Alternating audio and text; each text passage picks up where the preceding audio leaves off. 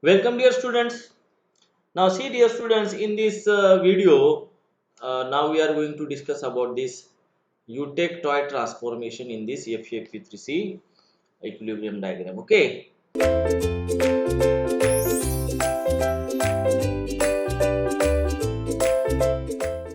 So dear students, so I have taken only this left bottom corner of this iron and iron carbon equilibrium diagram, where the eutectoid reaction is going to happen, say at around 727 degrees centigrade.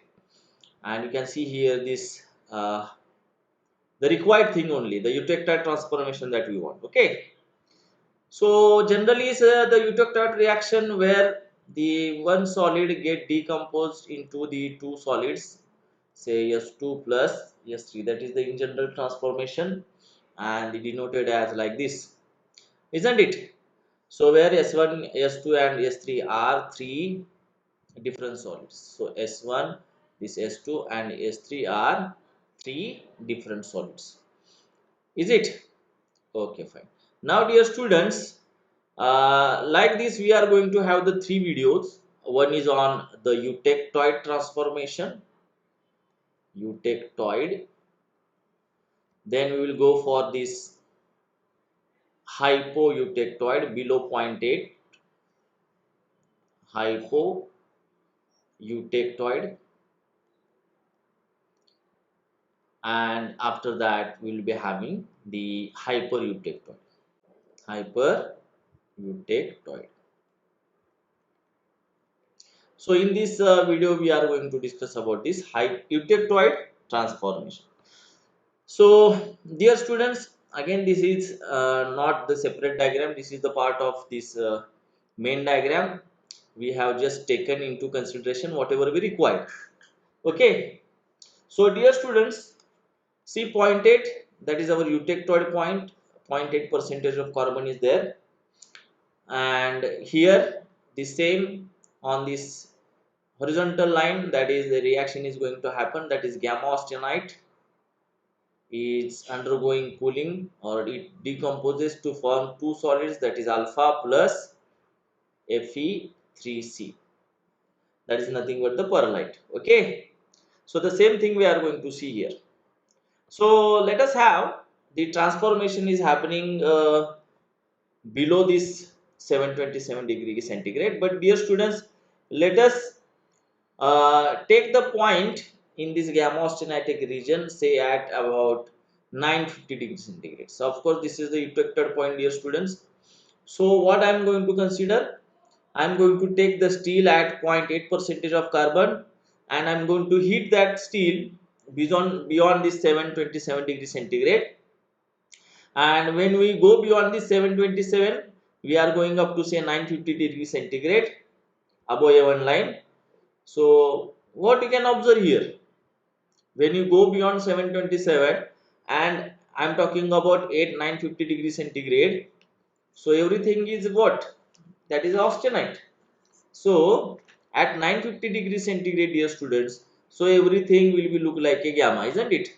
So if I have here this microstructure, okay, so beyond 950 degrees centigrade, say I will say the everything is here is gamma.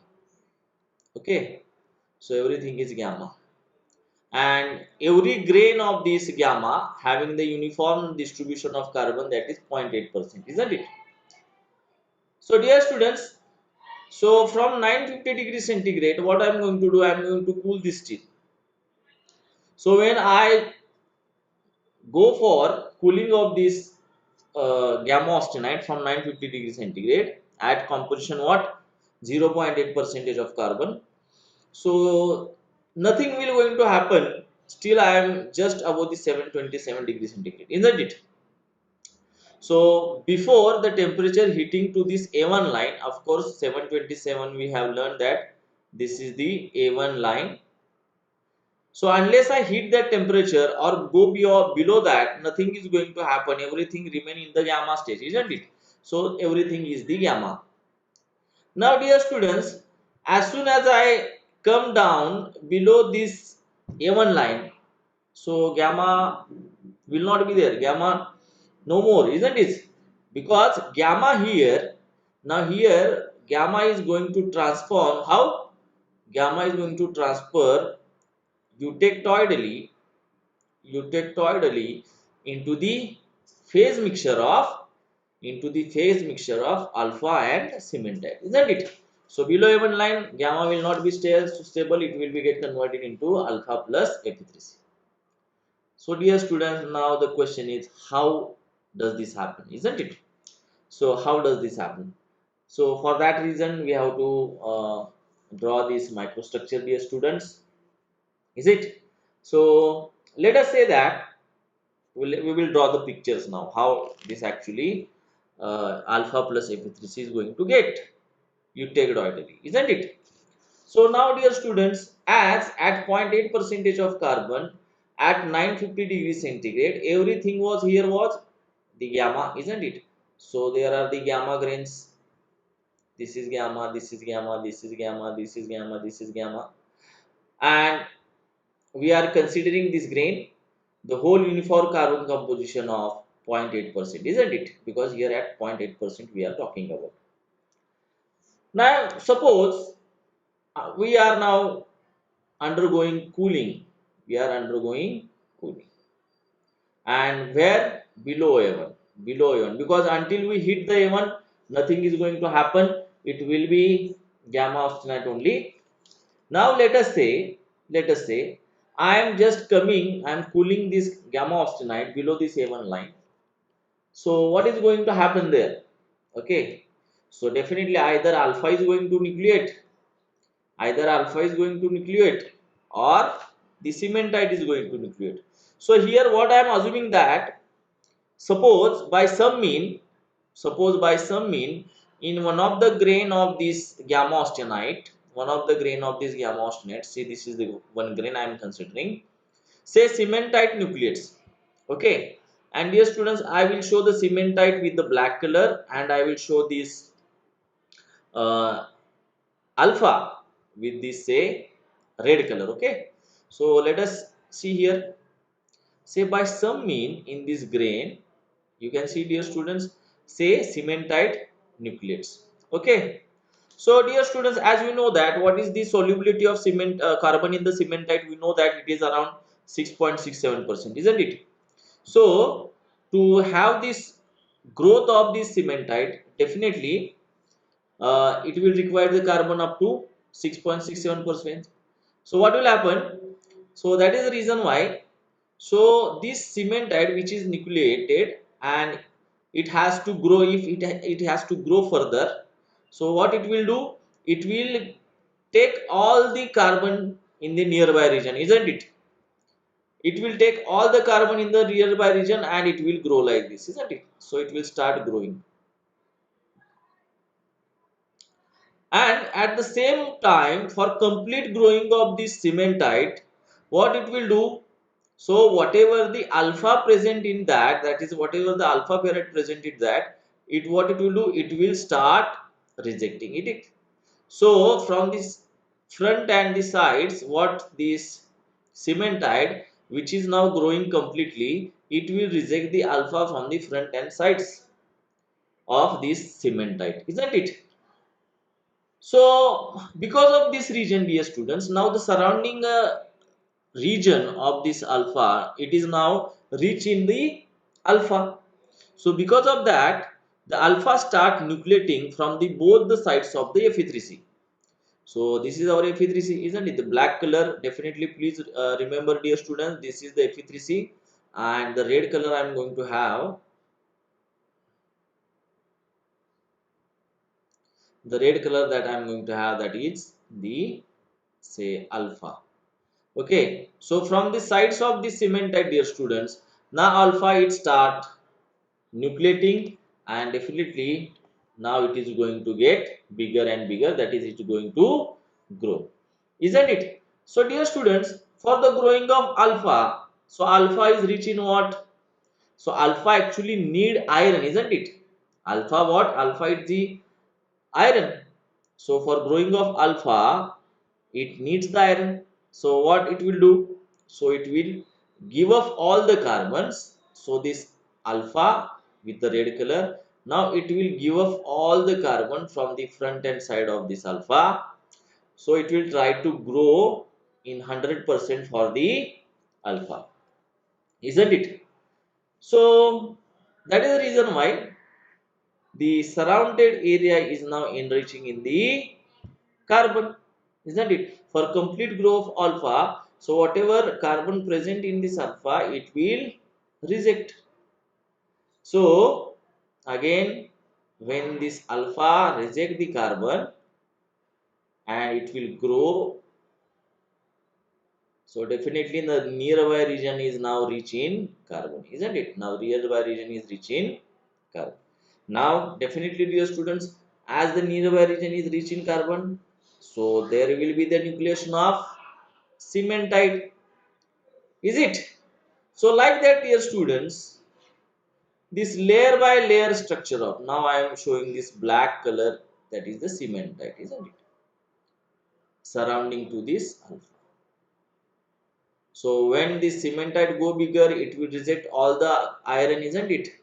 So because of that, the alpha will nucleate. I will show you this red color. So these colonies are going to form, isn't it? So this way, dear students, entire colony is formed and this colony will grow, isn't it?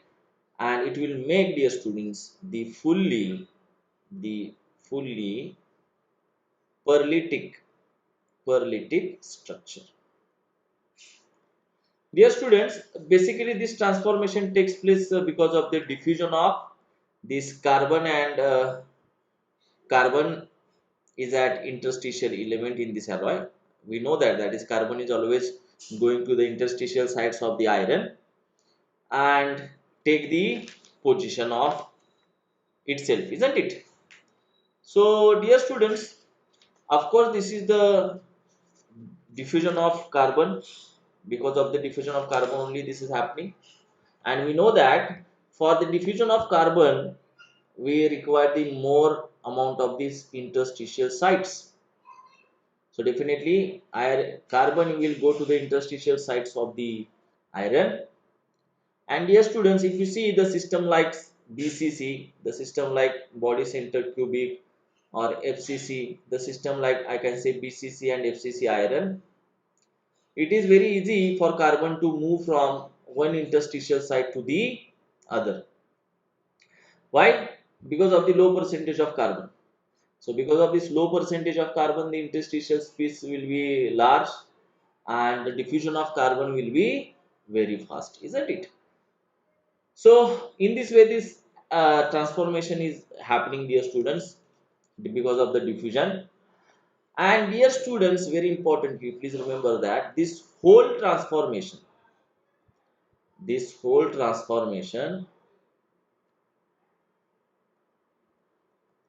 controlled by the diffusion of carbon in this lamella, in the lamella. Lamellae is a plural form, isn't it? So please remember. And dear students, if you look at this whole thing, okay, under the microscope, dear students, there, so this will be look like the luster or color like the pearl.